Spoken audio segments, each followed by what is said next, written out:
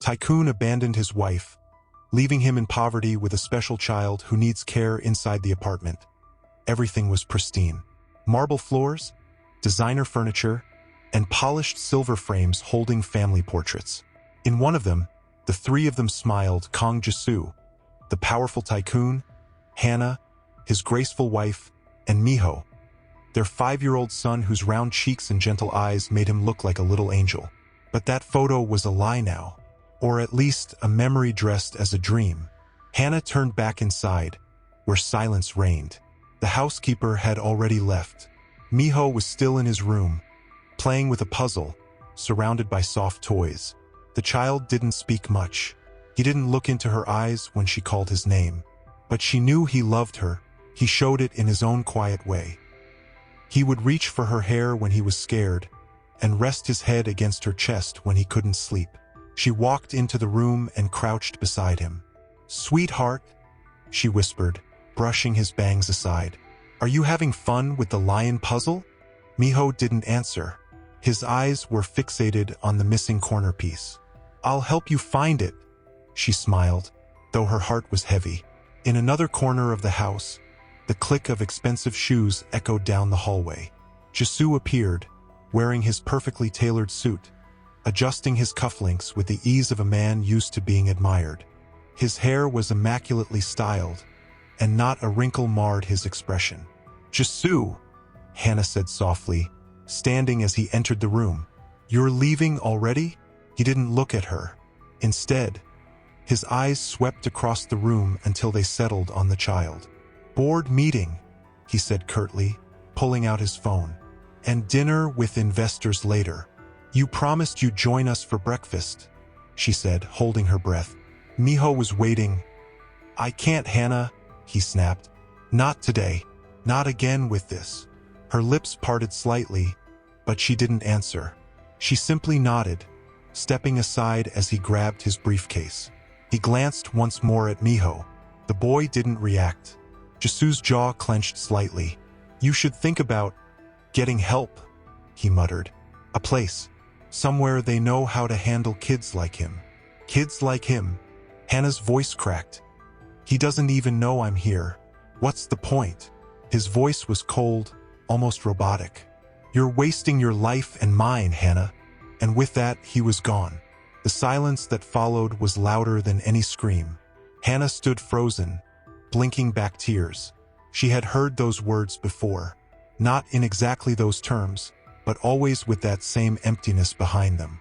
Over the past year, Jisoo had been slipping away, coming home later, avoiding Miho's gaze, and worst of all, withdrawing from her as if her devotion to their son was a betrayal.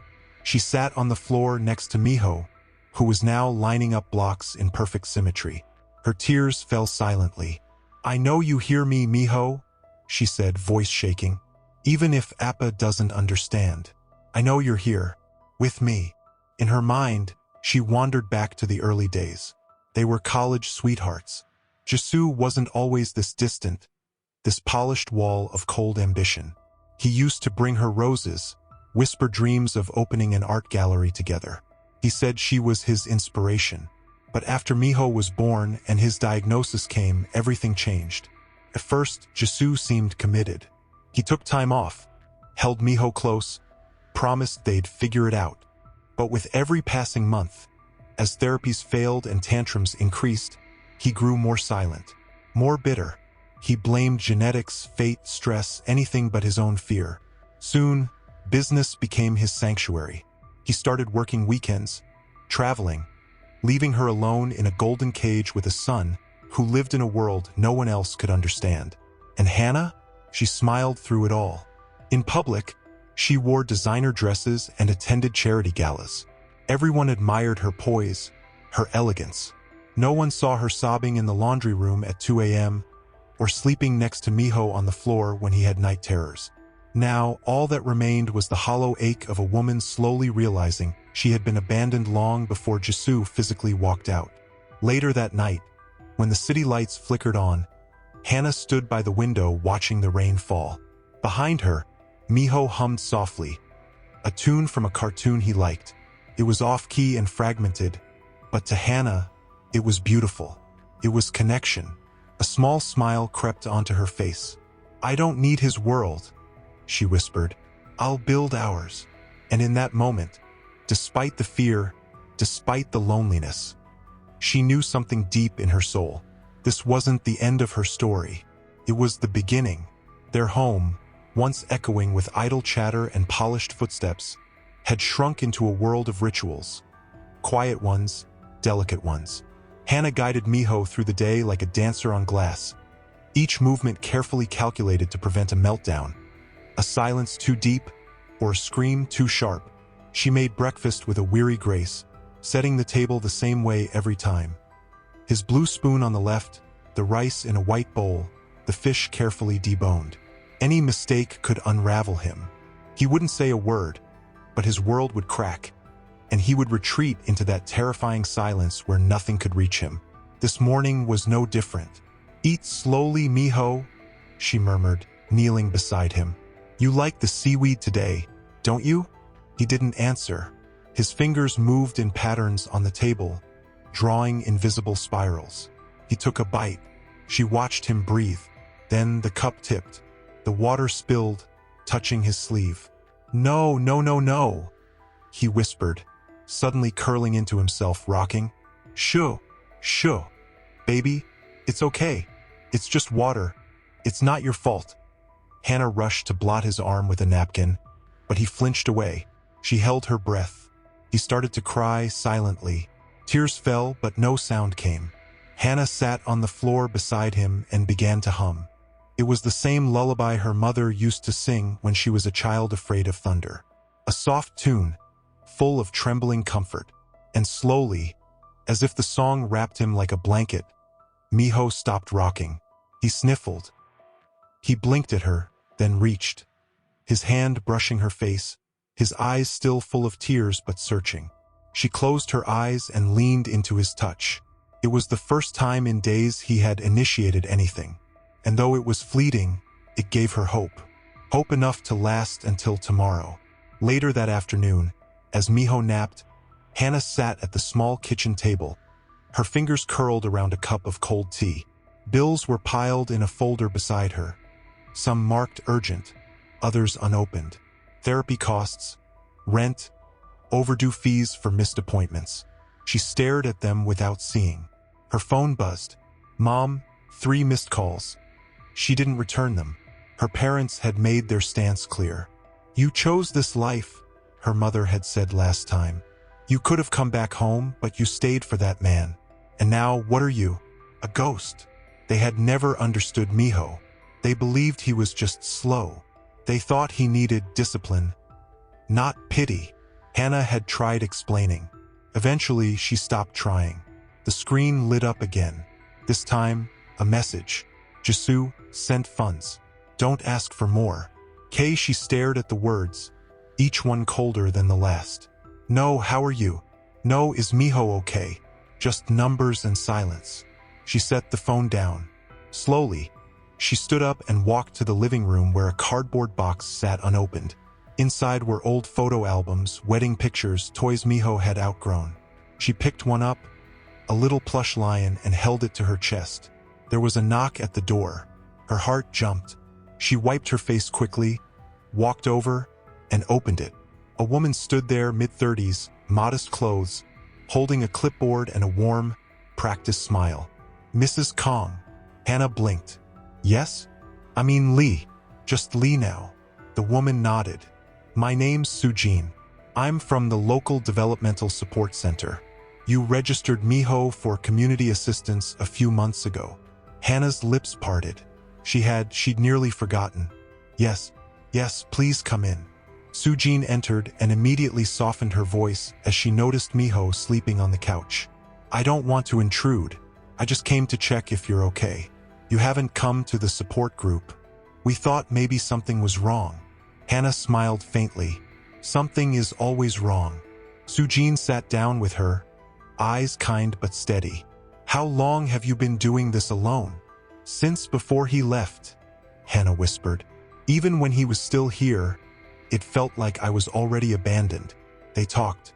For an hour, maybe 2.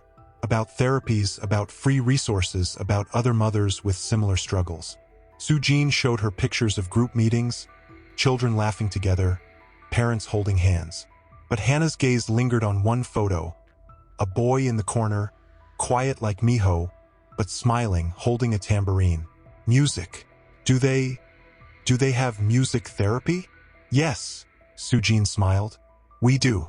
Actually, our volunteer is an incredible man. He's been through a lot himself. The kids love him. For the first time in weeks, Hannah felt something light flicker in her chest. When Sujin left, she sat beside Miho again and whispered, "You'll get better, baby. Maybe not like they expect, but in your way. We'll find the melody that brings you back to me." Outside, the rain had stopped, but inside, the storm of her heart continued. Quieter now, but unresolved. There was no certainty, but now, there was a thread, thin, fragile, but enough to follow. She started attending the support group meetings at the community center. The first time, she stood outside the door for nearly 15 minutes, hands trembling, stomach twisted in knots. The sound of children's laughter drifted through the crack in the door, bright, unpredictable, painful. Her eyes welled with tears. She wasn't sure if she was ready to see that joy when her own world was still clouded in gray. But then she felt a small hand tugging at her coat. A little girl with pigtails stood beside her, smiling shyly.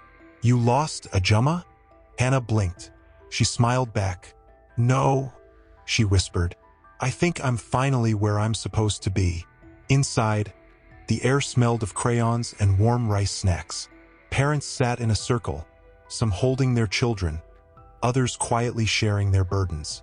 And there, sitting at the edge of the room, was Sujin, waving gently. Miho didn't speak, but he didn't cry either. He sat close to Hannah, clutching his lion plush. His eyes darted around the room, scanning, calculating, absorbing. He was always absorbing. Then the music began. A soft guitar, a man's voice, deep, gentle, full of raw texture like old wood and ocean wind. It wasn't just the melody, it was the way it felt, like it had been carved out of longing and carried through the years until it found its way here. Miho's fingers stilled. Hannah looked up. The man playing the guitar sat barefoot on a mat, his eyes half closed as he sang. His face was familiar, but aged, and covered with the lines of someone who had smiled and cried in equal measure. When the song ended, he looked up and saw her. Their eyes locked. "Hannah!" She blinked, her breath caught in her throat. "Wu Jin?" He laughed under his breath, disbelieving, as he set the guitar down. "You haven't changed." "You have," she murmured, her voice barely more than a breath. Later, after the children's activities and goodbyes, they sat together beneath a ginkgo tree outside the building. The wind rustled golden leaves above them. "I thought you moved to Canada," she said. "I did, for a while. My sister needed me, but I came back last year to find something that felt real again." "Did you find it?" "Some days," he smiled. "Other days, I fake it until I do." They sat in silence, a comfortable one. He turned to her, eyes softening. "I heard your name when Sujin mentioned the new family. I didn't believe it. I thought, no, it couldn't be the same Hannah." "It is," she said quietly, "but not the same." "I know," he replied. She looked down at her hands, pale and tired. "My life, it isn't glamorous or pretty. It's survival. Every day." "I can see that," he said gently. "But Hannah, it's brave." Her eyes shimmered. "I'm just trying not to disappear." Wu Jin reached into his bag and pulled out a small, colorful tambourine. He offered it to her. "For Miho." She took it, turning it over in her hands. "He doesn't like loud noises. Then he'll learn to make his own kind of sound. No one else's." That night, after putting Miho to bed, Hannah sat on the floor of their small living room. The lights were dim. The air was quiet. She stared at the tambourine for a long time, before finally lifting it to her chest and pressing it close. The next morning, she offered it to Miho. He stared at it. She didn't force him. She simply left it nearby and began humming the melody Woojin had sung the day before. A few moments later, she heard it, a single tentative jingle. She turned, her heart hammering. Miho was holding it, gently, shaking it once, then again, his expression unreadable, focused. Her hands flew to her mouth. She didn't dare make a sound. Tears streamed down her face silently. He was reaching. Later that week, Hannah gathered her courage and called Jisoo. It was a voice she hadn't heard in weeks. Cold, rushed. "What is it?" he asked flatly. "I need more support," she said calmly. "Financially. Miho's therapy is not optional anymore. He's responding. He's improving." A long pause. "I already sent funds." "It's not enough," she said. "You left him, but he's still your son. You think this is easy for me?" He snapped suddenly. "Every time I see his face, it's like I failed. I can't." "He's not your failure, Jisoo. He's a little boy. He needs a father. I'm not cut out for this. I'm not." She exhaled slowly. "You were cut out for the photo shoots, for the speeches, but not for the work. I get it now. You think you're better than me?" "No," she said. "I think I'm stronger." She ended the call before he could answer. Her heart pounded. She had never spoken to him like that before. And though it left her breathless, she didn't regret it. Because somewhere behind her, Miho began to hum the melody again, softly, like a flower opening in spring. And she smiled. Aching, exhausted, but smiling nonetheless. Something was changing. And it wasn't just her son. He was holding her breath. Not because she was afraid, but because something in the air felt off, like a pause before a storm, like the moment just before a door opens, one you never wanted to open again. The clock on the wall ticked past midnight. She shifted carefully, sitting up and reaching for the blanket to tuck around Miho's tiny shoulders. Then her phone buzzed. She hesitated, slowly reached for it. The screen glowed. Kong Jisoo, her chest tightened. She almost didn't answer. But then, what if it was about Miho? What if something had happened? She picked up. "Hello." There was silence on the other end, but not the empty kind. She could hear breathing, controlled, cold. "Hannah." The voice struck her like a winter wind. She straightened. "What is it?" "I want to talk," he said, face to face. She said nothing for a moment, unsure if she'd heard right. "I think it's time." "Time?" she repeated. "Time for what, Jisoo?" "I'm coming over." She stood immediately. "You can't. Miho is asleep. And I'm already outside." Her heart stopped. She ran to the window, pulled aside the curtain, and there he was, standing in the rain, holding an umbrella, wearing that same expensive coat she once bought him for his birthday. He didn't look up, just stared ahead, like he wasn't sure what door he was waiting for anymore. She opened it slowly. The hallway was dim, the lights flickering. When their eyes met, neither of them spoke. He looked older somehow, not physically, but something had cracked in him. His posture wasn't as straight. His gaze didn't carry its usual steel. He stepped in without waiting to be asked.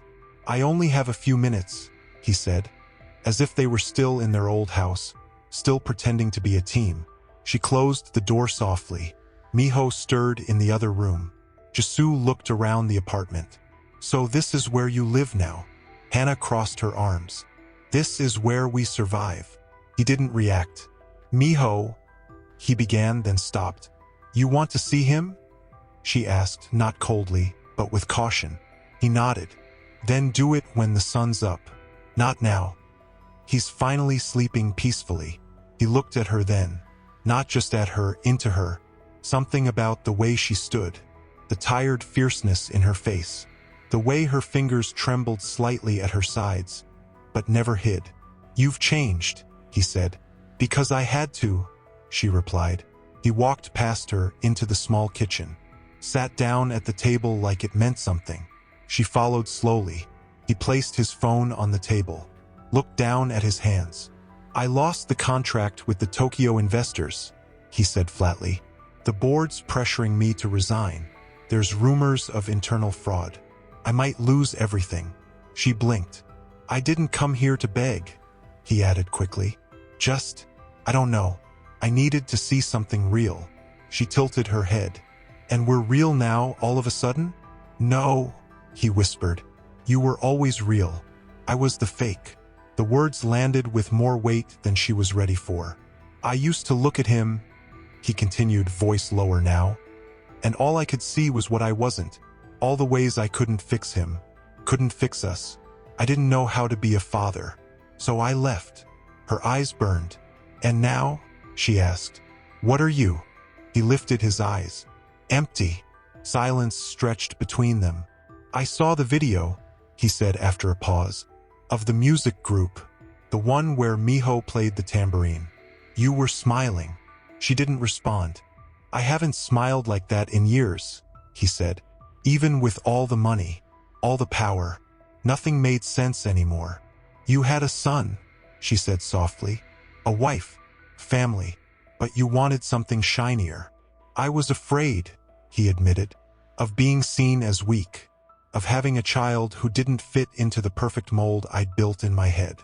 Hannah swallowed. "So you punished him, and me?" His face twitched. "I know." Then he did something she never expected. He bowed, a deep, full bow, right there in her tiny kitchen. "I'm sorry, Hannah." She didn't move, didn't speak. Tears welled in her eyes, but not from forgiveness, from the ache of hearing it too late. When he rose, his voice cracked. "I don't expect anything. Not now. If there's ever a chance for me to know him again, to help, I want to try." She looked at him for a long time. "You can't walk in here and expect redemption," she said. "You left when it mattered most." "I know," he said again. "Miho doesn't need your guilt," she added. "He needs consistency. He needs safety. And if I can offer that?" She looked down. "Then prove it. But not with words, Jisoo. He doesn't understand promises. He understands actions." He nodded slowly. "I'll come back tomorrow," he said. "If he wants to see you," she answered. He looked at her one last time. There was something behind his eyes. Not quite regret, not quite hope. Then he left. The rain had eased to a drizzle. She locked the door, slid down to the floor, and cried, not because she still loved him or wanted him back, but because part of her had been waiting for that apology for so long that she forgot she could live without it. Miho murmured from the other room. She wiped her eyes, stood up, and returned to the only thing that ever truly mattered. In the next room, Miho was humming softly, low, repetitive, the tune he always made when he felt safe. He was lining up his toy animals again, a little army of quiet friends. Her body was tired, but her mind wouldn't stop racing. Jisoo's visit had cracked something open inside her. It wasn't just the apology. It was the way he had looked at their son's photo on the fridge, the way his fingers trembled when he spoke Miho's name. But she had learned not to trust trembling hands. Words were wind. People could feel guilt and still vanish. She stood and poured the coffee down the sink. Today was a therapy day, and no matter what happened yesterday, Miho needed structure. By the time they left the apartment, the air was thick and cool. Autumn was bleeding into winter. Miho wore his favorite jacket, the one with little rocket ships. He wouldn't let her zip it all the way. He never did. At the bus stop, she crouched beside him. "Remember, today's guitar day," she whispered. He didn't speak, but his fingers fluttered near his ear, a sign he was listening. The ride was long, crowded. Hannah stood the whole way, holding onto the strap with one hand, Miho's small wrist in her other. She hated these rides. Too many people, too much noise, but it was all she could afford now. When they finally arrived at the community center, the familiar scent of warm bread and children's paint greeted them. Sujin waved from the front desk. "You're early," she smiled. "Woojin's setting up already." Hannah nodded and guided Miho toward the music room. The lights were dimmed, soft mats on the floor. A few other children were already there, some making noise, some rocking in place. And in the corner, tuning his guitar, was Woojin. He looked up and grinned when he saw them. "Good morning, superstar." Hannah smiled faintly. That's a big title for a kid who only shakes a tambourine twice. That's twice more than most people ever dare to try, he said, patting the floor next to him. She settled Miho down, handing him the tambourine. He held it close, staring at Wu Jin without blinking. Do you want to sing today? Wu Jin asked him gently. Or maybe just listen? Miho didn't answer, but he didn't turn away either. That was enough. Wu Jin began to play. The first chords were soft, like breath. A familiar song, one Hannah remembered from their college days. A song they had danced to at a friend's wedding, barefoot under fairy lights. She turned her face away, blinking fast. Do you remember this? Wu Jin asked quietly, still strumming. Too well, she whispered. I never got to say this, he murmured. But I was angry when you married Jisoo, not because he was rich, but because he never saw you, not really. Not like this. She stiffened slightly. It's too late for that, Wu Jin. I know, he said, but it's not too late for him. He nodded toward Miho. Just then, Miho shook the tambourine once. Then again. It wasn't random this time. It was to the beat.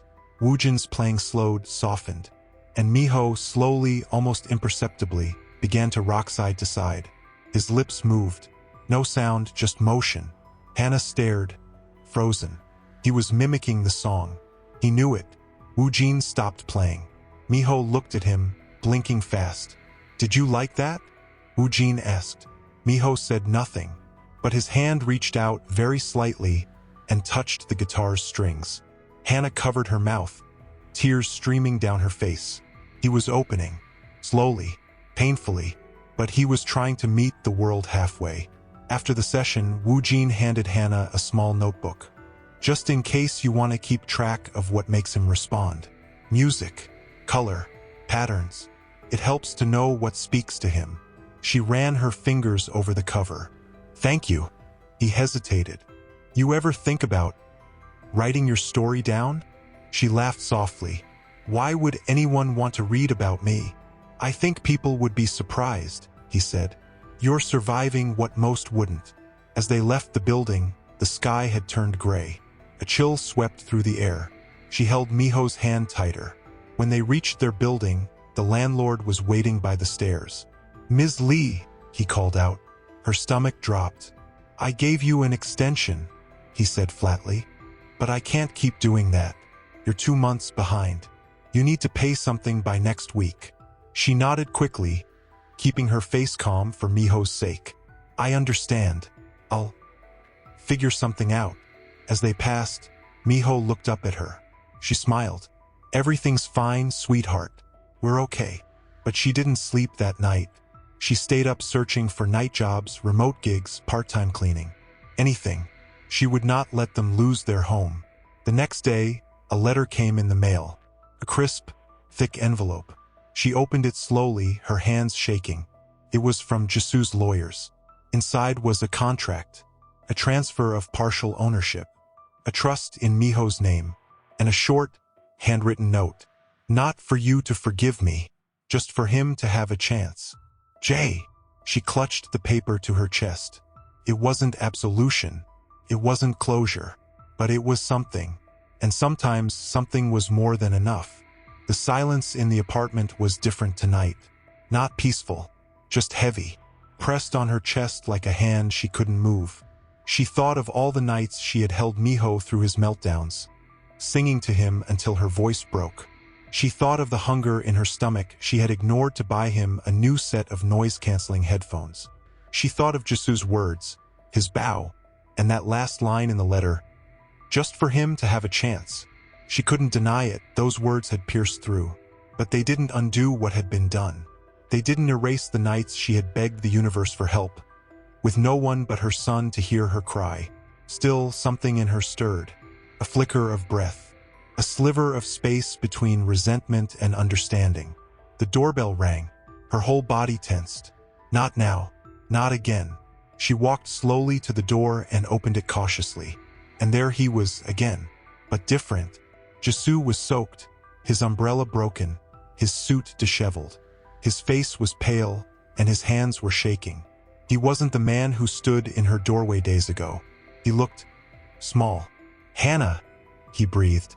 "Please, I need to talk to you." She didn't say a word, just stepped aside. He walked in without meeting her eyes. His shoes left muddy prints on the floor. He stood in the center of the living room, breathing hard. "I didn't know where else to go," he said. "They froze my accounts. I'm being investigated for something I didn't even authorize. People are turning on me. She cut him off quietly. "Why did you come here, Jisoo?" He stopped, looked at her. His lips parted, but no words came out. "I don't have anything else," he said finally. "Everyone's gone." "So you came to the woman you left in the dirt?" she asked, her voice low and trembling. "To the child you couldn't love because he didn't fit into your world?" His face crumbled. "I know I don't deserve anything from you." She took a step forward. "You don't." He nodded, accepted it. "But I wasn't lying," he said. "That trust, it's real. For Miho, I had to do something before I lose everything." Her eyes filled with tears. "You should have done something before you lost us." Jisoo lowered his head. "I'm not asking to stay," he said. I wanted to see him, just for a second." She studied him, her mind racing, her heart at war with itself. Miho stirred from the bedroom. A soft hum, the same melody again. She looked toward the hallway. He must have heard the voices. She didn't want to risk a meltdown, didn't want to confuse him, but some part of her knew she had to let this moment happen. "Wait here," she said quietly. She disappeared into the room and returned moments later with Miho in her arms. He was half asleep, eyes blinking slowly. He clutched his lion plush against his chest. When he saw Jisoo, he stilled. There was no reaction at first, just staring. Jisoo couldn't move. His throat tightened. His hands curled into fists at his sides. "Hey!" he whispered. "Miho." Miho blinked. His eyes flicked to his mother, then back to the man who was once a ghost in their home. Jisoo dropped to his knees, soaking the floor with rainwater. "I'm sorry," he said, his voice cracking. "I should have been here. I should have stayed. I was scared, and weak, and selfish." Miho tilted his head, reached a hand out, not to touch Jisoo, but toward the guitar case leaning against the corner of the room. "The music," Hannah murmured, her heart skipping. "He wants the music." Jisoo looked at the guitar like it was a puzzle. I don't know how to play." Miho hummed again, louder this time. Jisoo scrambled to the case, opened it clumsily, and took out the guitar. He strummed it awkwardly, off-key, fingers fumbling. Miho giggled. It was a sound that split the air like lightning. Jisoo froze. His eyes snapped up. Hannah gasped. Her son had laughed. Miho began clapping, off rhythm, but delighted. Jisoo strummed again. Still wrong, still terrible, but Miho clapped louder. Jisoo laughed through his tears, unable to believe it. And Hannah, she had to turn away, because her heart felt like it was splitting open. She leaned against the wall, hands over her mouth, shoulders shaking silently. It wasn't forgiveness. It wasn't healing, but it was something. That night, after Jisoo left, Hannah tucked Miho into bed. He was still humming, still smiling. She sat beside him and whispered, "You did something brave today." He didn't respond, but he reached out, just slightly, and touched her sleeve. She stayed there until his breathing slowed. Outside, the rain had stopped, but she knew storms could return without warning. Still, tonight there was calm, and that, for now, was enough. Hannah stood by the window, arms crossed against her chest, watching the light pour slowly into the city. The apartment felt different now, as though something invisible had shifted. Not quite peace, but maybe the beginning of something less broken. Miho slept longer than usual, his breathing soft, lips slightly parted. The plush lion still nestled beneath his chin. She didn't wake him. He had earned this rest. She turned toward the kitchen, making her way quietly. The kettle hissed gently, steam rising, and she leaned against the counter, trying to slow the whirlwind of thoughts inside her. Her mind kept returning to last night, Miho's laughter, Jisoo on his knees, the guitar in his hands. It was impossible, and yet it had happened. She reached for her phone. A new message from Sujin was waiting. "We're short a volunteer for the Saturday program. Could you come early and help with setup? Just 2 hours. I know it's a lot, but you're amazing with the kids." She smiled despite herself, then hesitated. Her eyes flicked toward Miho's room. Could she leave him for 2 hours? Then she remembered Woo Jin. She quickly tapped her reply. "If Woo Jin is there, I'll come. He knows Miho. He can help." Seconds later, the reply came. "He's already volunteered. I think he was hoping you'd say yes." Of course he was, she thought, and for a brief moment her chest warmed in a way that scared her. She sighed, pulled out Miho's clothes for the day, his soft gray sweater, the one he never argued over, and prepared his favorite rice porridge. Everything familiar, everything predictable. He woke just as she finished setting the table. "Good morning, sweetheart," she whispered. Miho blinked at her, rubbed his eyes, then pointed at the spoon next to his bowl. "The wrong one." "Oh, sorry," she said, swapping it instantly for the blue one. "Better." He nodded once. She smiled. Later that day, after a short bus ride and a few sidewalk puddles they had to jump over, they arrived at the center. Miho clung to her hand as they walked inside. The air smelled of crayons and something sweet, cinnamon bread. Maybe. "Hannah!" Sujin waved from the far corner. "Thank you for coming." Woo Jin was already at the front of the room, laying out musical instruments in neat rows. He looked up and grinned as they walked in. "Good timing. The Shakers are multiplying." "You know how to charm a crowd," Hannah joked as she removed Miho's jacket. "He hasn't let go of that tambourine in days." "I noticed," Woo Jin chuckled. "I think he's ready for an upgrade." He held up a small wooden xylophone. Miho's eyes lit up instantly. "Want to try?" Woo Jin asked gently. Miho stepped forward on his own. Hannah watched, amazed, as her son kneeled beside Woo Jin, fingers already reaching toward the mallet. There was no hesitation, no flinching. "He's changing," she murmured.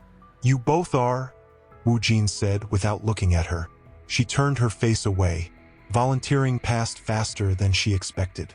She helped 3 children paint cardboard guitars, then sat with a young girl who refused to speak until Hannah began humming a lullaby. By the time the clock struck 11, Hannah was sitting on the floor beside Miho, watching him play soft, mismatched notes on the xylophone. He wasn't smiling, but he wasn't anxious either. He was present. Woo Jin sat down beside her, brushing some chalk dust from his shirt. "I meant what I said yesterday," he said. "You've changed." Hannah stared at the wall across from them, her hands folded tightly in her lap. Change is a funny word. Sometimes it means surviving. Sometimes it means giving up. He looked at her. "And which one is this?" She took a deep breath. "I don't know yet." There was a pause. Then Woo Jin, quietly, "Can I tell you something? Personal?" She turned to him, surprised. "Of course." He looked straight ahead, not at her. "When my sister passed, I stopped playing for almost a year. I blamed myself. I blamed the doctors. I blamed music. I thought, if it couldn't save her, what good was it?" Hannah's expression softened. "But then one day," he continued, "this boy came to the center, wouldn't speak, wouldn't look at anyone. But when I played this one song, he cried. And then he smiled. Music didn't save my sister, but it helped that boy. And maybe it helps me too." Hannah swallowed hard. Miho laughed last night, for the first time in months, because Jisoo played that guitar. Badly. Woo Jin smiled. "Maybe it wasn't the chords that mattered." "No," she agreed. "It was the effort." They both sat in silence again, watching the children. Then Sujin called out, "Lunch is ready. Sandwiches in the back room." Most of the kids ran off. Woo Jin stood, brushing off his jeans. "I'll grab something for Miho," he offered. Hannah nodded. She turned to her son. "Miho, let's wash our hands first. Okay?" But he didn't move. He was staring across the room, at the doorway, at someone standing there holding a small lunch bag, looking unsure, out of place. Jisoo. He looked different in daylight, not broken but quieter, like he wasn't trying to fill the room with his presence anymore. Hannah stood slowly. He met her eyes. I asked Sujin if I could bring him lunch. Just once. She looked at Miho. He hadn't moved. Did she say yes? Hannah asked softly. She said it's up to you. Her breath caught in her throat. She crouched beside Miho. Appa's here. Do you want to eat with him? Miho didn't answer, but then he walked toward the table. Jisoo stayed frozen. Miho sat down, looked at his mother, and pointed to the seat beside him. Her eyes filled instantly. She looked at Jisoo. Sit. He did. Miho opened the lunch bag, pulled out the sandwich, took a bite. Jisoo was too stunned to speak. Then Miho picked up the mallet and handed it to his father. Jisoo took it slowly, unsure. Miho tapped the xylophone once. Jisoo tapped it back. The smallest song. And yet, in Hannah's heart, it sounded like hope. She didn't know how to feel. She wanted to believe he was changing. She wanted to believe that moment hadn't been just a flicker of guilt or a show. But part of her, deeper than pride, more fragile than anger, was still guarded, still remembering. She dried her hands, walked to the living room, and paused in the doorway. Miho had fallen asleep on the couch, lion plush clutched to his chest, a small smile still on his lips. And there, on the floor beside him, was the drawing Jisoo had made. It was crude, just stick figures, one big, one small, holding hands under a crooked sun. But Miho had watched him draw it, had leaned in close. Hannah knelt to pick it up. Her heart clenched. Was this healing? Was it real? The next morning, everything began to unravel. Started with a knock at the door. Sharp, impatient. She opened it to find two men in suits, holding official-looking folders and blank expressions. Kong Jisoo's residence? One of them asked. Her voice caught. He doesn't live here, but he's registered this as his secondary address, the man said, flipping through a document. What is this about? She asked, her body tightening. We're with the Financial Crimes Division. We need to speak with him. We believe he's involved in a fraud scheme concerning his company's charity funds. Her stomach turned. I don't know anything about that. They exchanged a glance. If you see him, please have him contact us. Immediately, they handed her a card and walked off, their footsteps echoing down the hallway. She closed the door slowly. Her hands were ice cold. Miho was at the table, spooning cereal with quiet concentration. She didn't want to alarm him, so she smiled. We're okay, she whispered to herself. We're okay. But she wasn't sure anymore. Later that afternoon, she called Jisoo. No answer. Again. Voicemail. She sat on the edge of her bed, staring at the phone like it might confess something. Then it rang. Unknown number she picked up quickly. Jisoo. A woman's voice answered. No, but I assume you're Hannah. Her heart froze. Who is this? I'm Park Mira, Jisoo's wife. Silence. Sharp. Cutting. I'm calling because he disappeared, the woman continued. He cleaned out his private account, transferred money to a trust, then vanished. Hannah could barely speak. Why are you calling me? Because I know he's been visiting you, and I know you have his child. That's not your business, Hannah snapped. Oh, it is now, Mira replied, because my husband left me to go play hero in your little sob story. And while you're busy painting him as some tragic father, the rest of us are dealing with the fallout of the mess he left behind. You don't know anything about our life. I know he's hiding something, and if you're smart, you'll tell me where he is before the police drag both of you into this. Hannah hung up. Her breath came in shallow gasps. She couldn't believe it. After everything, Jisoo was still running, still hiding, still damaging everything he touched. She collapsed onto the couch, burying her face in her hands. Miho came over quietly, placing his small hand on her arm. She lifted her head, forcing a smile. I'm okay, she lied, but Miho tilted his head. He knew. That night, After putting him to bed, Hannah called Woo Jin. She didn't even wait for him to say hello. I think I made a mistake. Hannah, I let Jisoo in. I believed him. I let him get close to Miho. And now the police are looking for him. His wife is threatening me. And I don't know what's real anymore. Hannah, slow down, what happened? He said he was changing, she whispered. But he was just running again. And now I feel like I exposed Miho to something I can't undo. Woojin's voice was gentle. You did what any mother would do when given hope. I'm tired of hoping, she said, choking on her tears. I'm tired of giving people chances and being left with the pieces. He was quiet for a long time. Then softly, do you want me to come over? She hesitated. I just don't want to be alone. I'm already on my way, she cried without sound. 15 minutes later, there was a knock. She opened the door, and Woo Jin stepped inside, his presence like a warm coat on a freezing night. They didn't speak. He just pulled her into his arms. She didn't realize how badly she needed to be held. They sat on the floor beside Miho's room, listening to the gentle hums from inside. His sleep was deep tonight, safe for now. Hannah leaned her head on Woojin's shoulder. I feel like I'm drowning, she whispered. You're still breathing, he replied. That's how I know you're still fighting. She closed her eyes, but in her heart, fear had taken root again. Jisoo's shadow was back, and she didn't know if this time they'd survive it.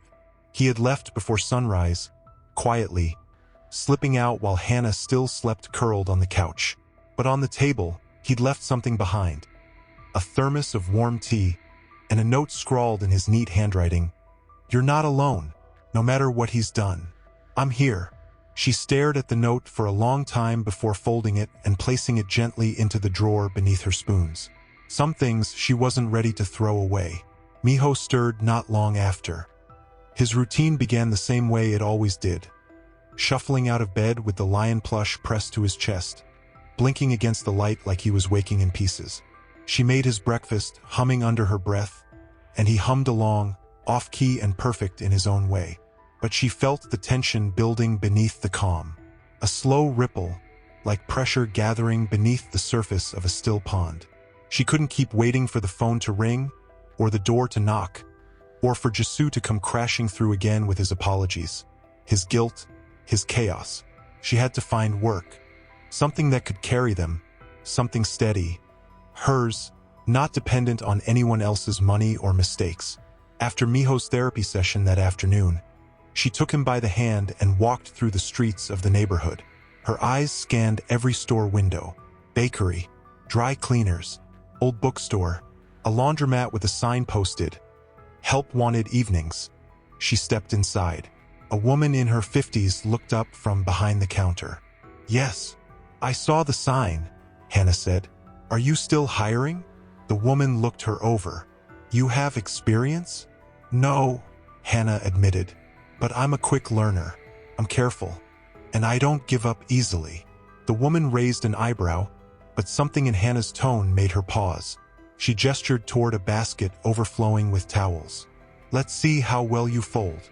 For the next 20 minutes, Hannah worked in silence while Miho sat beside her on the bench, playing with a button from her bag. The woman watched from the corner of her eye, arms crossed. When Hannah finished, the towels were stacked in precise squares. The woman gave a small nod. You can start tomorrow. Thank you, Hannah said, bowing. But it's 6 to 10, and no children allowed. Can you manage that? Hannah looked down at Miho. Yes, she lied. I'll find a way. She didn't have a way yet, but she would. They returned home just before dark. She made rice and boiled eggs for dinner.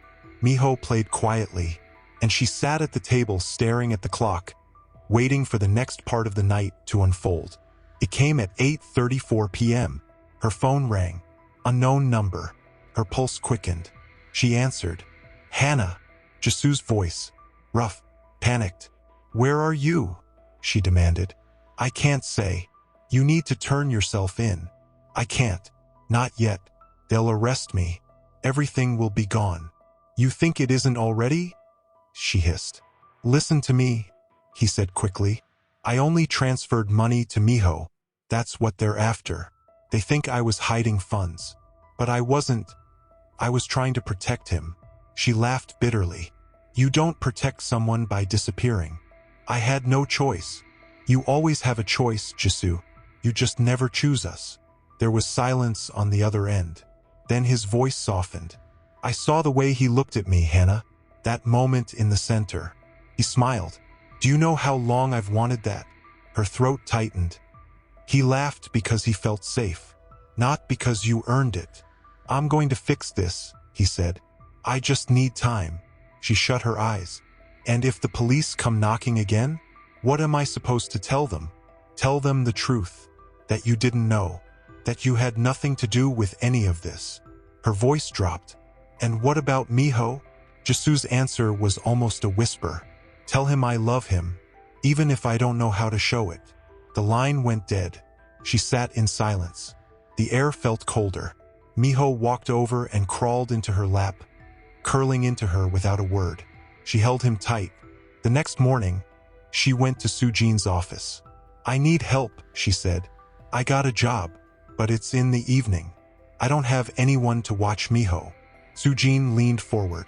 We have a care program. It's small. Not many kids.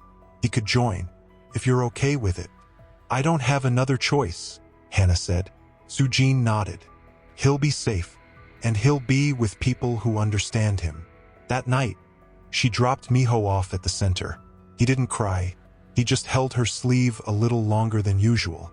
I'll be back soon, she whispered. And I'm so proud of you. At the laundromat, she scrubbed, folded, sorted, and kept her head down. Her back ached. Her arms burned. But when she thought of Miho asleep in a clean bed, belly full, safe, she found strength she didn't know she had. At 10:08, she left the building and walked through the chilly streets. And there, across the road, she saw them. 2 men, standing outside her building. Suits, one smoking, the other holding a folder. Waiting, she ducked into the alley, heart racing, breath fogging in the air. They were watching for him, for Jisoo, for any sign he might return. She turned back the other way and walked to the center. Picked up Miho. He was still awake, humming. I missed you, she whispered, kissing the top of his head. He didn't respond, but he rested his head on her shoulder. And in that moment, she knew. She wouldn't let Jisoo destroy what little piece they had left. She would protect this new life with every last piece of her, even if it meant standing alone in the storm. She didn't hear from Jisoo again. And though part of her felt relief, another part, the one that used to believe in beginnings, ached quietly in the background. But Miho was changing. On Thursday afternoon, something remarkable happened. They were walking home from the community center. The sun was low, casting long shadows across the pavement. Miho held her hand loosely, his steps even, his head tilting as he listened to the sounds around them. Then they passed a street musician, a young man with an old acoustic guitar, sitting cross-legged on the corner, strumming a soft folk song. His voice was hoarse, but warm. A small speaker amplified the chords just enough to fill the air with something tender. Hannah felt Miho stop. She turned. He wasn't pulling away. He wasn't overwhelmed. He was listening, completely still. The man began a new song, slower, gentler. A lullaby. Miho dropped her hand. He stepped closer, eyes wide, his little hands fluttering in the air like they were trying to catch the sound. The man smiled at him, nodding without pausing his playing. And then Miho did something that made Hannah's heart stop. He swayed, just a little, from side to side, in time with the rhythm. Hannah's hand flew to her mouth. Her eyes filled. The musician looked at her, confused. He doesn't usually do this, she whispered, her voice trembling. Miho turned to her, then pointed at the guitar. She knelt beside him. Do you want to try? He nodded. The musician paused and gently offered the guitar forward. It's okay, he said kindly. He can strum it. I'll hold it. Miho reached out. His fingers brushed the strings, soft at first, then firmer. A single chord rang out. Miho smiled. Not a flicker, not a half-second twitch. A full, honest smile. People around them began to notice. A few passers-by paused. Some clapped gently. Someone recorded it on their phone. Hannah didn't care. All she could do was kneel there, watching her son connect in a way she hadn't seen since before he'd even spoken his first word. When he was done, he stepped back and turned to her. Her knees gave out. She sat right there on the sidewalk and pulled him into her arms. "You're so brave," she whispered into his hair. So brave." The musician smiled. "He's got a good ear. I could tell." Hannah looked up at him, tears streaming. "Thank you for playing." He waved it off. "No need to thank me. That kid just reminded me why I started." That night, Hannah sat at the kitchen table long after Miho had fallen asleep. The drawing from Jisoo was still tucked into the fridge, crooked at the corner. She stared at it for a long time. Miho had music inside him. She knew that now, and somehow, despite everything, it had found a way to come out. She picked up her phone and called Woo Jin. "I want to show you something," she said. He sounded surprised. "Right now." "Tomorrow," she said. "Meet us after therapy. There's someone I want you to hear." The next afternoon, under a pale winter sun, Hannah walked with Miho to the same street corner. The musician was there again, smiling when he saw them. "You came back," he said. "Thought maybe it was a one-time miracle." "Music's not a miracle," Hannah replied. "It's a bridge." Woo Jin arrived minutes later, guitar strapped to his back. When he saw Miho with the street musician's guitar, his face lit up. "No way," he whispered. "He's playing?" "Listening," Hannah said. "Feeling."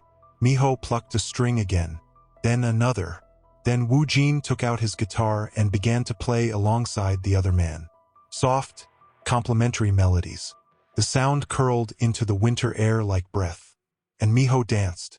Not wildly, not with steps, just a gentle swaying.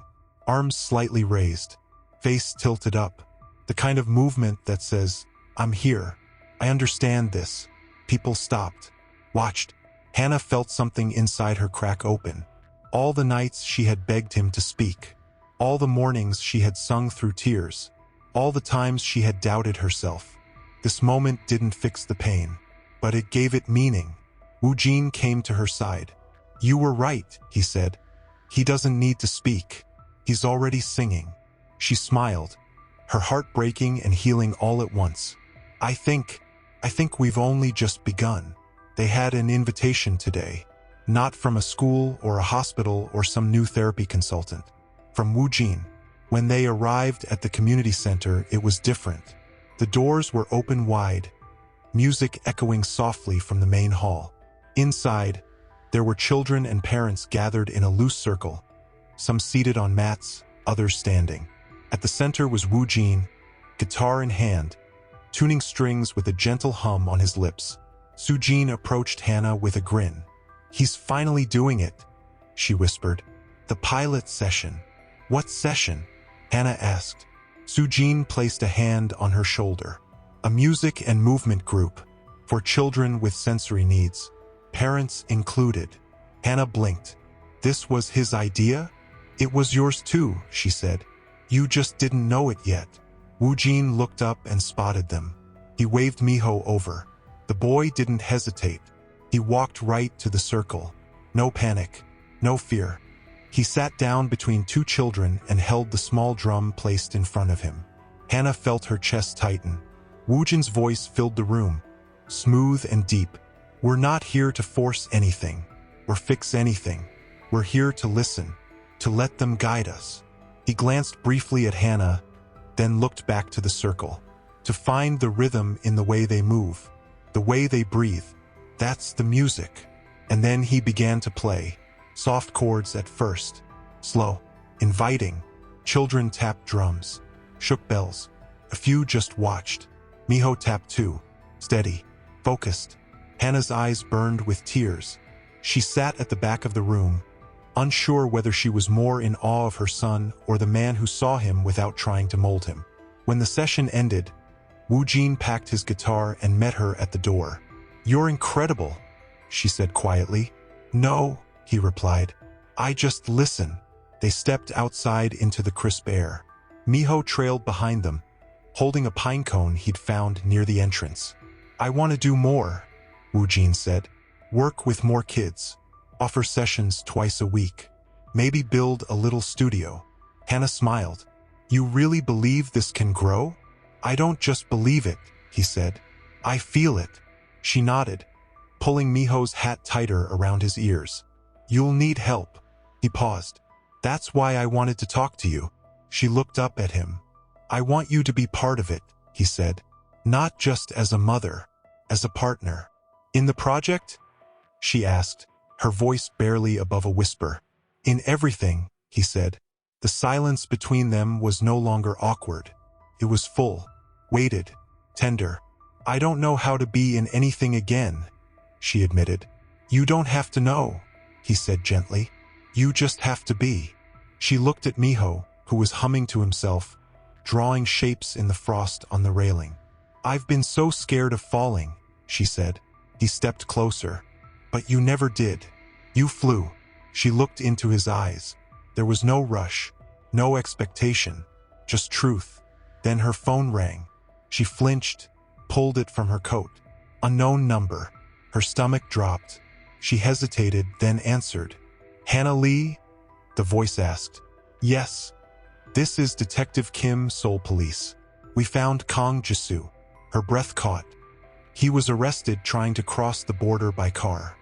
He listed you and your son as emergency contacts. Why? She whispered. Why would he? He asked us to tell you something. Her throat tightened. He said, tell her I didn't run this time. Tell her I stayed. For him. She couldn't speak. Her eyes brimmed with tears. Do you plan to visit him? The detective asked. She paused. I don't know. She ended the call. Wu Jin was watching her carefully. Jisoo? He asked softly. She nodded. They found him. Wu Jin said nothing, just waited. He stayed, she whispered. In the end, he didn't run. Miho tugged on her coat. She looked down. He was holding the pine cone up to her like a gift. She crouched and took it in her hand. Thank you, baby. Miho placed a hand gently on her cheek. It lingered for a moment, warm and certain. She closed her eyes, and for the first time in a long, long time, she exhaled without fear. The warmth of Miho's touch still lingered on her face. The phone call echoed in her chest. Tell her I didn't run this time. Her heart hadn't stopped aching since. The following morning was unusually quiet. Miho had slept soundly, no night tremors, no restless pacing. Hannah watched him now, seated by the window with his crayons. He was humming something, a tune she didn't recognize. Maybe something he'd heard Wu Jin play. Maybe something he was inventing on his own. She reached for her phone, hesitated, then opened the contact card she had been avoiding. Jisoo. This time, there was no unknown number. The police had given her a visitation option. Time, place. She tapped out a message, then erased it. Again, then again. Finally, she typed, I'll come, not for you, for closure, and pressed send. That night, she couldn't sleep. She paced the small living room while Wu Jin sat on the couch, his guitar in his lap, fingers brushing over the strings without playing, just touching, thinking. I don't know what I'm expecting, she murmured. You don't have to expect anything, he replied. Just go. Let it be whatever it needs to be. What if I can't forgive him? You don't have to. She stopped pacing and looked at him. But what if I do? Wu Jin met her gaze. Then maybe that's your way of letting go. The next morning was cold. The kind of cold that found its way into the spaces between your ribs. She dropped Miho off with Sujin at the center. He didn't ask where she was going. He just waved. A small, soft wave. Then turned back to his crayons. The prison wasn't far, but the car ride felt endless. The visiting room was nothing like in the dramas. No glass, no phones, just a plain table, a chair on each side, and fluorescent lights that hummed a little too loud. Then the door opened, and Jisoo stepped in. He was thinner, his suit gone, replaced by the loose beige uniform. His eyes looked older, not just tired, changed, less polished, more human. He sat down slowly. She didn't. She stood behind her chair, hands on the backrest, fingers tight. "Thank you for coming," he said. She nodded, but didn't speak. He leaned forward slightly. "I meant it. I didn't run." "Why tell me that?" "Because I always ran. From responsibility. From fear. From you. But I stayed this time, Hannah. I waited for them. I answered every question. I gave them the truth." She finally sat down. "I didn't come to hear apologies," she said. "I've heard them, over and over. I came to understand what Miho needs to know. What I need to tell him when he asks why his father disappeared." Jasu nodded. "I want him to know that I was weak," he said. "That I made every mistake a man can make. But I also want him to know that I saw him. In the end, I didn't see his condition. I saw him." Her voice trembled. "Why now? Why not before the money was gone? Before the police? Why did it take everything falling apart?" He blinked hard. "Because I thought I was building something. Power, respect, success. I thought if I had those things, I could fix what was broken in me. But I was wrong. You and Miho were the only honest things in my life. And I threw it away." Hannah looked down. "I didn't come here to hate you," she said quietly. "But I did. For so long. I hated you for every night I held our son alone. For every doctor's appointment. Every meltdown. Every moment I needed you and you weren't there." He bowed his head. "You had every right. But now," she continued, voice steadying, "I don't want to carry that anymore. Not for you. For me." His eyes lifted. "So, you forgive me?"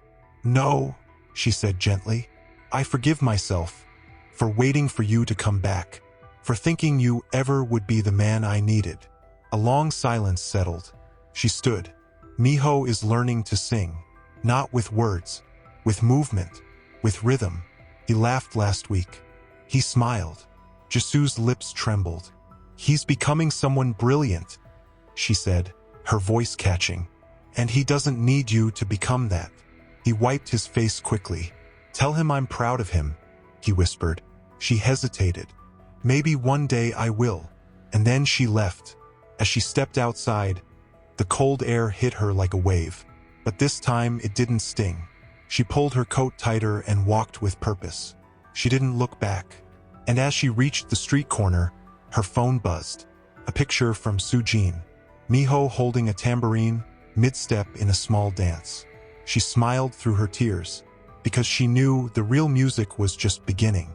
Hannah's steps became lighter. The shadows beneath her eyes softened.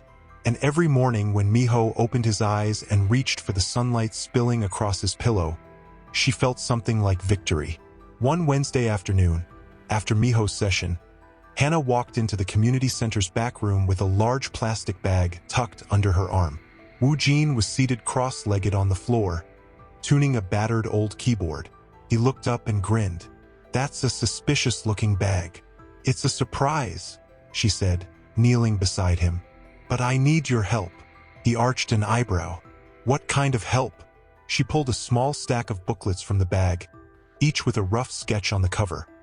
A child holding a drum, a mother sitting beside him, a city skyline behind them. "What's this?" "It's a draft," Hannah said, suddenly shy. "A workbook for parents of children like Miho. Activities, reflections, small things they can do at home."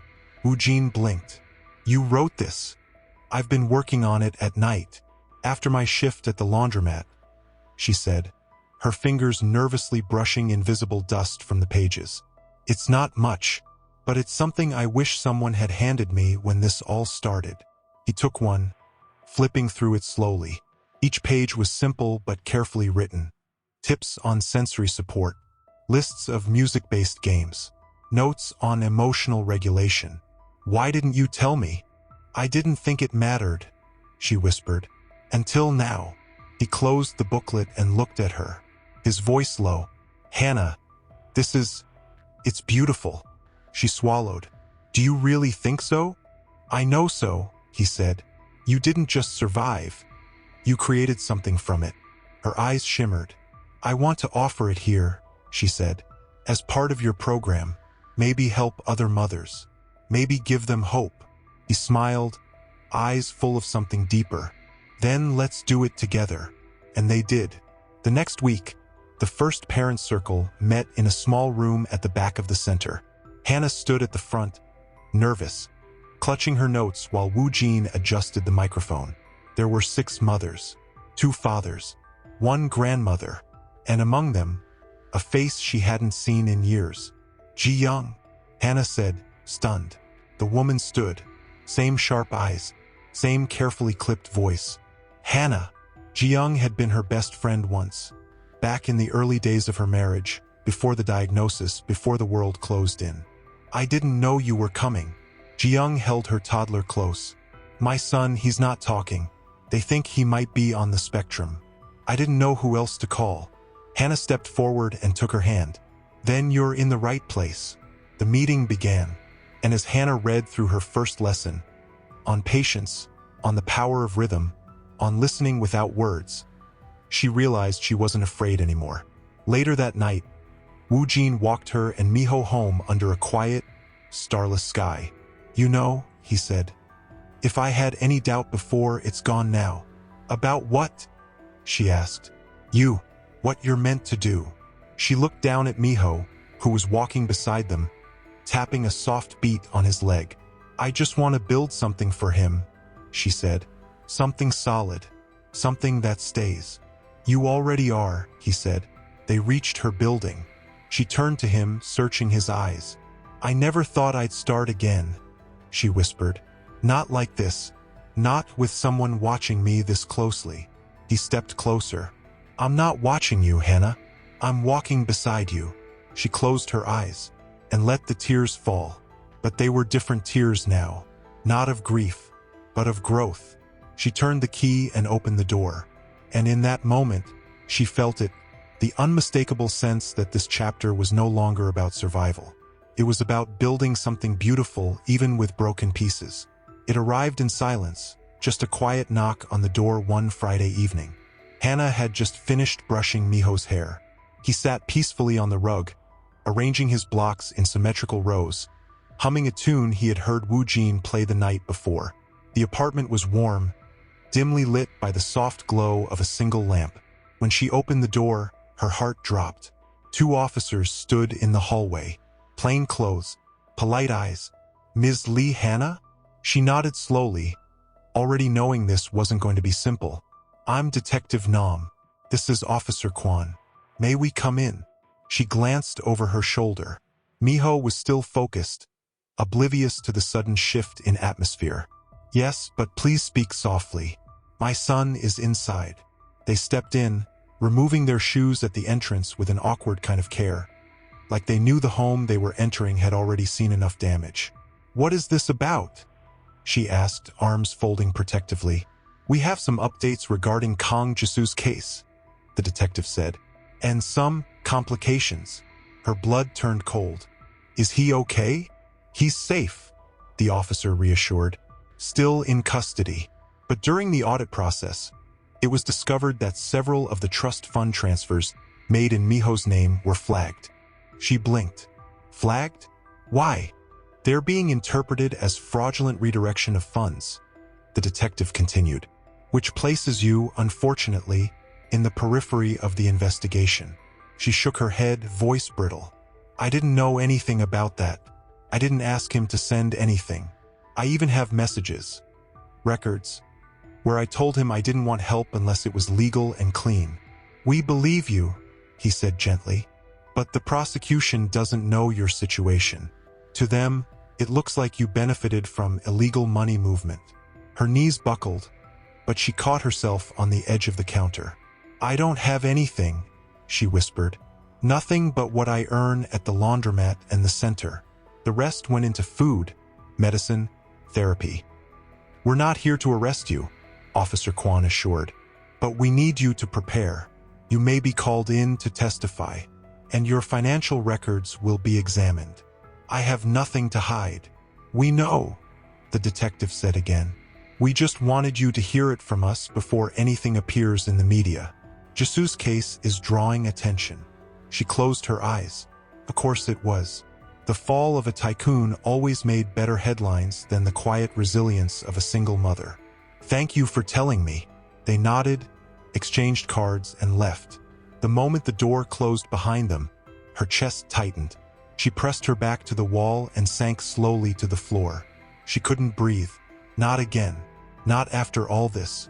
She didn't realize she was shaking until Miho walked over, kneeling beside her, gently laying his lion plush in her lap.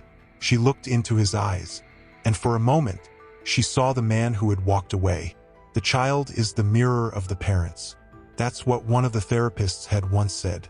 And Hannah had carried that sentence like a burden for months, fearing it meant she had somehow broken her son. But now she saw what that really meant. Miho wasn't broken. He was brave. And maybe, just maybe, so was she. She picked up her phone with trembling fingers and called Wu Jin. He answered on the second ring. Hey, I was just thinking of you. They came, she said, her voice small. He paused. The police. She nodded even though he couldn't see her. They said, I might be dragged into it, into Jisu's mess. He was silent for a long moment. Then, quietly, what do you need? I don't know, she whispered.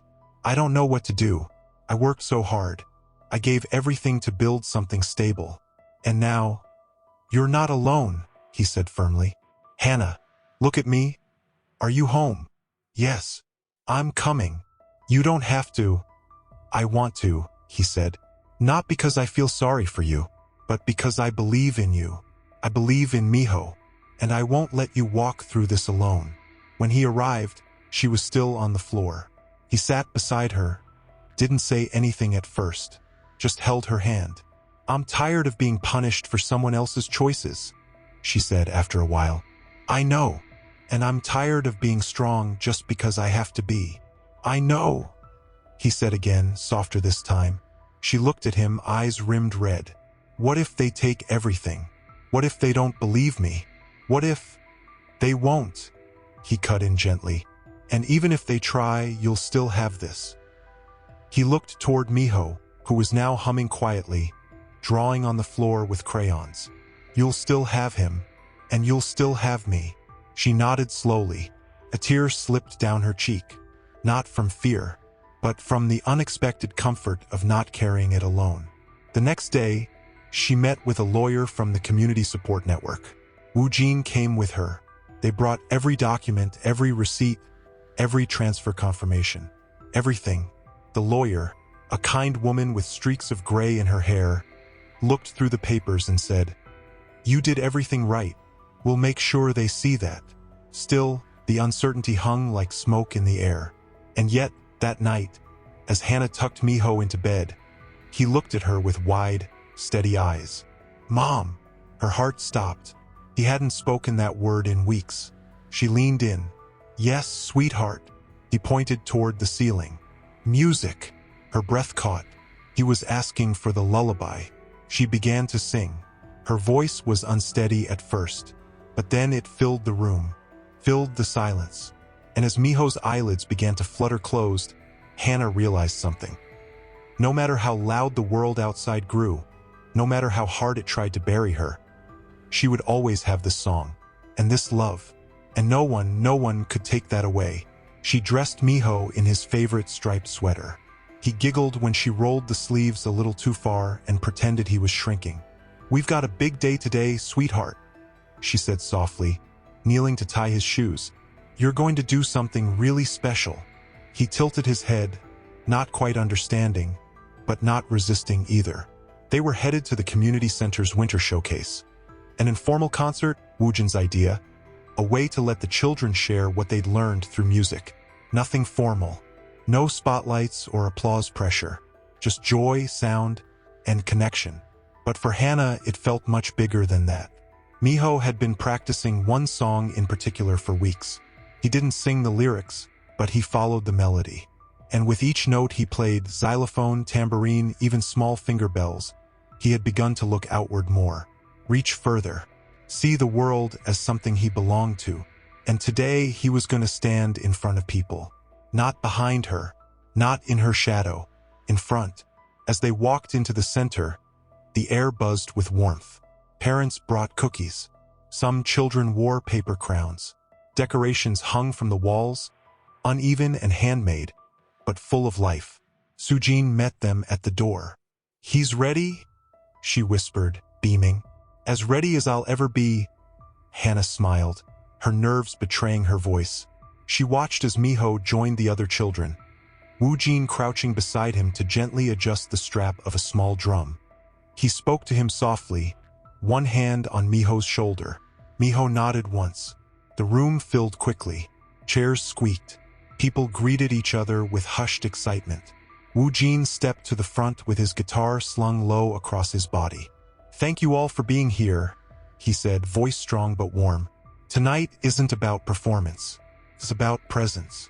These children have taught us more about patience, creativity, and resilience than most textbooks ever could." He smiled toward Hannah.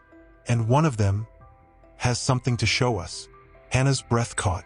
Miho stepped forward, just a few feet, a small drum in his hands. The room went still.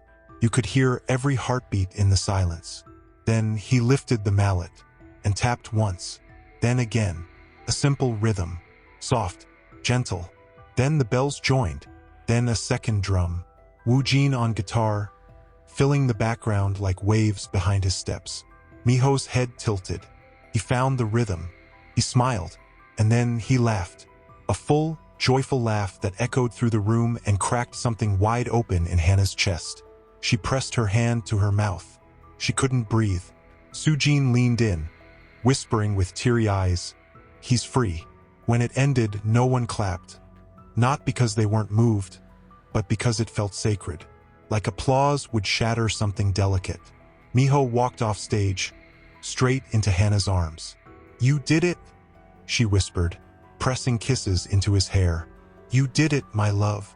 He nestled into her chest. She could feel his heartbeat, calm, steady. Woojin approached quietly. "You okay?" "No." She laughed softly, eyes shimmering. "I'm wrecked." They stepped aside as the other families gathered for treats. Woojin offered her a cup of tea. Her hands were still shaking as she took it. "Did you hear him laugh?" she asked, voice raw. "He's never done that in front of so many people. He's never let go like that." "I heard," Woojin said, "and I'll never forget it." She looked at him, more seriously now. "You were a part of that. You gave him space. You gave me space." He hesitated. "There's something I've been meaning to ask." She tensed, her heart stumbling. But he smiled gently. "It's not a question, more of a wish." "What is it?" "I want to start a foundation, a real one. Not just a music program, but a full resource center. Therapists, workshops, safe space for families who don't have anywhere else to go." Her breath caught. "Woojin, that's... And I want you to lead it with me," he said. "Right? Teach. Build it from your experience." "I'm not qualified." "You're exactly qualified," he said, "because you lived it." Her hands trembled again, this time from something warmer. Hope, pride, fear. "You're serious?" "I've already started the paperwork. I just couldn't do it without knowing you were ready." She looked over at Miho, who was now sitting with another child, gently showing them how to shake the bells in rhythm. And she knew. "I'm ready." Woojin exhaled in relief, smiling like she had just saved him. He reached for her hand, not in a rush, not claiming her, just holding it. And she didn't pull away, because for the first time in years, she wasn't bracing for the fall. She was standing at the edge of something beautiful. Today, she was going to speak. The community center had organized a small forum for families of children with special needs. Therapists, educators, and volunteers would attend, but most importantly, so would mothers and fathers who were standing where she had once stood. Terrified, exhausted, and desperate for answers. She slipped on her beige sweater, the one Woojin once said made her look like the calm before sunrise. She didn't feel calm. She felt like every nerve inside her was humming. But maybe that was okay. Maybe that was what courage felt like. Miho was coloring at the table, focused as ever. When she walked past him, he glanced up and held out his hand, offering her his lion plush. She stopped, stunned. "Sweetheart." She knelt down. "You want me to take him?" He nodded once. She took it gently, holding back the tears. "Thank you," she whispered. "He'll come with me." He returned to his drawing as if nothing had happened, but she knew what that gesture meant. Trust. His version of "you've got this." When she arrived at the center, the room was already half full. Folding chairs lined up neatly, soft music playing in the background. Wu Jin met her near the podium. "You okay?" he asked. She held up the lion in her hand, smiling nervously. "I've got backup." He laughed, squeezing her shoulder. "They're going to listen. Just speak your truth." Minutes later, Hannah stood in front of the microphone. The room quieted. She took a breath, and then another. "My name is Hannah," she began, voice shaky but steadying. "And I'm the mother of a very special boy named Miho."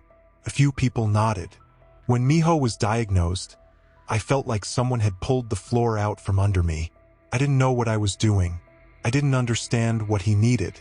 And worst of all, I blamed myself. She paused, eyes sweeping the crowd.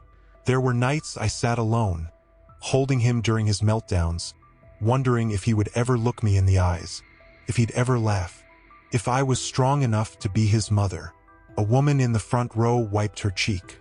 But then, little by little, Miho showed me the world through his eyes, through music, through rhythm, through quiet gestures that said more than words ever could. She held up the lion plush. "He gave this to me this morning, for courage." Soft laughter rippled through the room. She smiled, and I realized, our children don't need to be changed. They don't need fixing. They need space. They need love. And they need to be seen.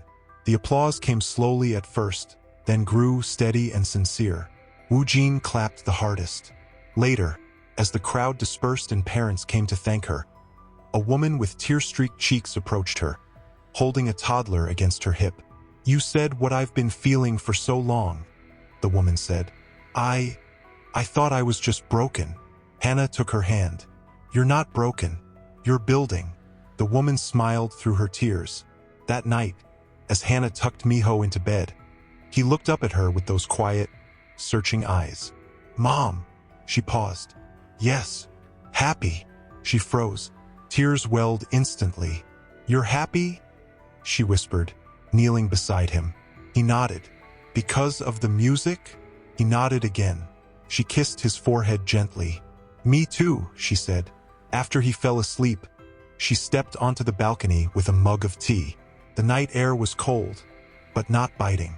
It wrapped around her like a quiet question. Wu Jin joined her minutes later, hands in his coat pockets.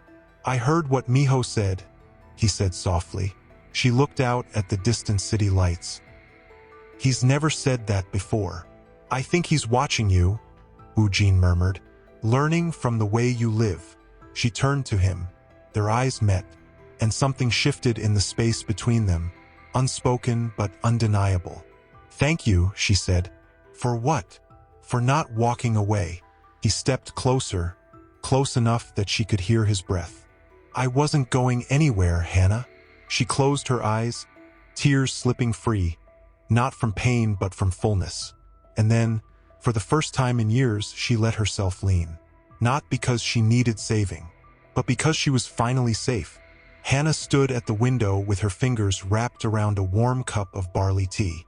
She watched Miho sitting by the balcony door, his face pressed to the glass, tracing little shapes in the condensation with quiet fascination. Snow had always calmed him. Something about its stillness matched the rhythm of his world. There was peace in the apartment. Real peace. Not the kind that came from silence, but the kind that came from healing. She had begun writing again, journaling every night after Miho fell asleep. It wasn't just notes for the center or outlines for the workbook. These were letters, to herself, to the version of Hannah who used to cry on the bathroom floor, to the one who believed love only looked like sacrifice, and maybe even to Jisoo. There were still unanswered questions. still court dates pending, still paperwork. But none of it terrified her anymore. That morning, Wu Jin arrived carrying a stack of folders and a thermos of coffee. He kicked the snow off his shoes, grumbling dramatically. The snow betrayed me. I stepped into a puddle. Miho looked up, giggled quietly. Wu Jin knelt beside him. Oh, now you laugh, huh? Traitor. Hannah smiled from the kitchen. You brought it on yourself. I told you not to wear sneakers. You also said I shouldn't eat street tegbaki last night. He called back. Guess what I regret more? He stood and joined her at the table. You ready for this? She hesitated. It still doesn't feel real. We're signing papers for a real foundation. A real space. It is real. And it's happening because you didn't give up. She looked down at the draft documents. Her name and Wu Jin's listed side by side as co-founders. Felt both terrifying and right. I thought I had to survive in silence, she whispered. But now, I want to be loud. For Miho. For every mother like me. Wu Jin reached for her hand. Then let's be loud together. She squeezed his fingers. We should name it something that means something to the families. Not clinical. Not cold. He nodded. What do you have in mind? She glanced toward Miho. He was still by the window, now humming softly as he watched the snow fall. A tune with no lyrics, just light. Miho's song, she said suddenly. Wu Jin blinked. What? She turned back to him. The foundation. Let's call it Miho's song, because that's what it is. Not a melody you can always hear, but one you feel. One that changes you. For a long moment, Wu Jin didn't respond. Then his smile broke wide, and his eyes glassed over just slightly. That's perfect. They signed the papers that afternoon, their hands trembling, not with doubt, but with the weight of something sacred. That evening, after dinner, Hannah pulled out a small celebration cake, just enough for the three of them, chocolate with a single candle in the center. She placed it on the table. Miho blinked at the flickering light. We did something big today, Hannah told him. Something for you, and for other kids like you. Miho tilted his head. A party? She laughed gently. Kind of. Wu Jin leaned in, lighting the candle again when it went out from Miho's puff of breath. Make a wish, he said. Miho looked at them both. Then, so quietly it was almost a whisper, he said, Wish, stay. Hannah's breath caught. Wu Jin froze. She knelt beside her son, her voice shaking. We're not going anywhere, she said. Promise? Miho asked. Wu Jin's voice was low, steady. Forever, buddy. Miho smiled, placed a hand on each of theirs, and began to hum. A familiar tune. The lullaby. Hannah's chest filled with something too large to name. Because in that moment, she knew. They were no longer a family broken by loss. They were a family built by choice. And love had finally come home. The letter had come that morning. Plain white envelope. No return address. Just her name, typed in small block letters. She had stared at it for nearly an hour before opening it. Now, she sat at the edge of the bed, the paper trembling in her hands. Miho was at the center with Sujin, and Wu Jin had gone to finalize renovations at the new space. She was alone, truly alone, for the first time in weeks. She reread the words, I will stand before the court and plead guilty, but I need to see him once more before the sentencing. Not to ask for anything, not to erase what I've done, just to say goodbye. Not for me, for him. I understand if you say no, but I'll be there, same place as before, Sunday at 4 p.m. I'll wait until the clock strikes 5, and if you don't come, I'll know my final debt is silence. It was signed, shakily, Jisoo. She folded the letter and closed her eyes. Every part of her wanted to scream, to protect, to say no. But something deeper, something softer, knew Miho had a right to this choice too. That night, as she and Wu Jin prepared dinner, she said nothing. She wanted to, but the words felt heavy. Unfinished thoughts knotted in her throat. It wasn't until Miho was asleep, curled up with his lion, that she finally spoke. I got a letter, she said, standing by the window, her arms folded tightly over her chest. Wu Jin looked up from the sink. From him. She nodded. He dried his hands slowly. What does he want? To say goodbye. Silence. Then, gently, and what do you want? I don't know, she whispered. Part of me wants to never see him again. Not even in memory. But another part wonders if this is the right way to let it end. Wu Jin walked over, stood beside her. Are you afraid it'll hurt Miho? I'm afraid it won't, she admitted. That Jisoo will show up, say something, and walk away like he always has. And Miho will carry the weight of that absence again. Only now with understanding. Then let him choose, Wu Jin said quietly. You don't have to protect him from every truth, Hannah. Just walk with him through it. She looked at him, startled. Even if that means letting Jisoo say goodbye? He nodded. If it helps Miho close that door, maybe it's not weakness. Maybe it's strength. The next morning, she sat with Miho in the living room. He was building a tower of blocks, carefully aligning each one with the next. Sweetheart, she said gently, do you remember your dad? Miho didn't look up, but he tapped one block twice before placing it down. He asked if he could see you, just to say goodbye. Miho stopped. The silence stretched long between them. Then, in the smallest voice she had ever heard from him, he said, He's leaving. She swallowed. Yes. Miho's fingers fidgeted at the hem of his shirt. He didn't cry. He didn't run. He simply nodded. Okay. She blinked. You want to go? He nodded again, firmer this time. On Sunday, the snow had turned into slush, gray and cold. The park where Jisoo had asked to meet was nearly empty. Hannah and Miho sat on a bench, wrapped in scarves and coats. The wind bit at her skin, but her hands never let go of Miho's. At exactly 4 o'clock, Jisoo appeared.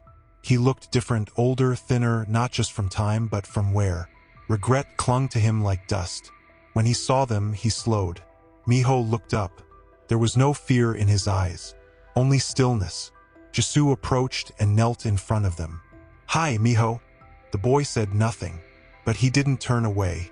I don't know if you remember me, Jisoo continued, his voice cracking. I was very sick before, not in my body, but in my heart. Miho looked down. Jisoo reached into his coat and pulled out a small, hand-carved wooden bird, the kind their son used to love. I made this for you, he said. It's not much, but it's yours.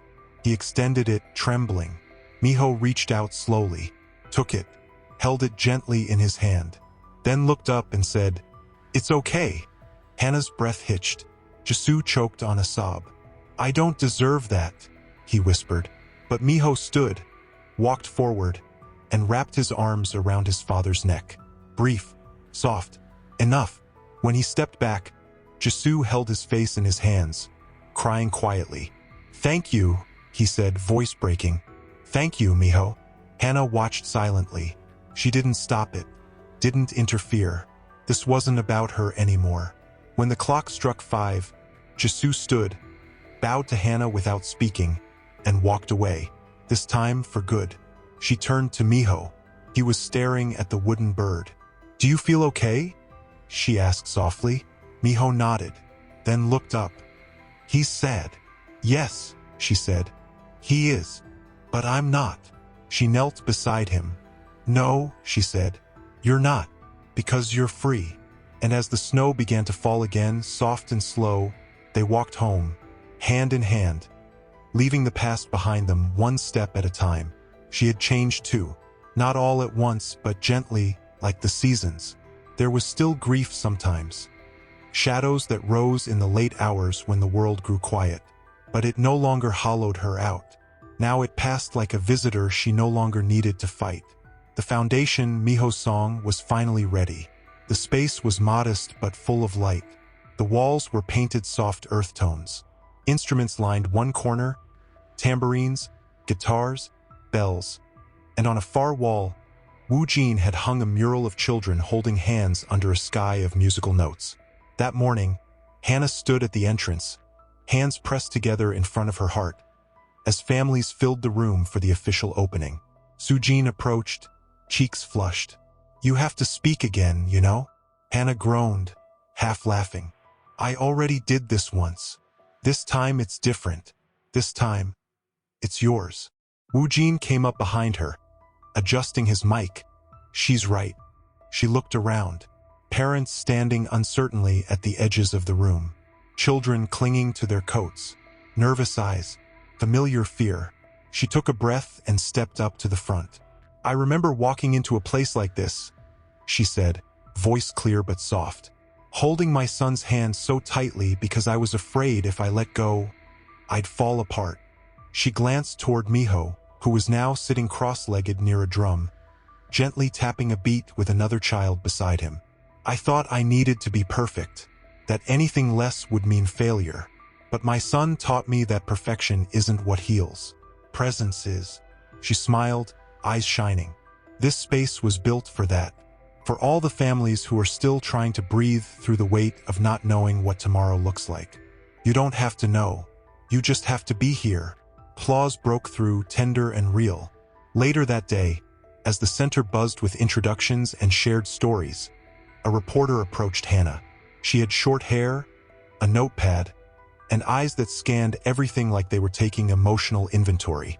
"I'd love to do a feature on the foundation," she said. "Something that highlights not just the program, but the story behind it." "I'm not really the story," Hannah said modestly. "Oh, I think you are," the reporter replied. "But I want to focus on how this came from experience. From pain turned into something beautiful." Hannah hesitated, then nodded. "Only if we include the parents. Their voices matter just as much." "Deal." The interview took place the next morning. Woojin sat beside her, offering support but letting her speak for herself. The reporter asked about the hardest moments, the turning points, the fears, and then one question caught her off guard. "If you could go back," the reporter asked gently, "to the night you were left alone with your son, what would you tell that version of yourself?" Hannah's throat tightened. She closed her eyes for a moment, then answered quietly, "I would say, you think you're alone, but love is still coming. Just keep breathing, keep loving him, keep listening. The music will come." When the article was published, it went viral within the first 48 hours. Mothers wrote from all across the country. Fathers too. Teachers, therapists, people who had never had the words to express what raising a child with needs felt like. The community center received dozens of requests to expand the program. But the moment that changed everything came on a Monday afternoon. Hannah was sitting at her desk when Sujin ran in, phone in hand. "You need to see this," she said breathlessly. It was a video. A child, 10, maybe 11, nonverbal, seated at the edge of a stage during a school performance. The camera shook slightly, but you could see clearly when the boy picked up a tambourine, gently tapping along with the song. The caption read, "Inspired by Miho's song." Hannah watched in silence. Her hand slowly moved to cover her heart. "He found them," she whispered. Woojin appeared behind her, reading over her shoulder. "Who?" She turned to him, eyes full. "Miho. His music. It reached someone." He smiled, then gently took her hand. "I told you," he said. "You didn't just give him a voice.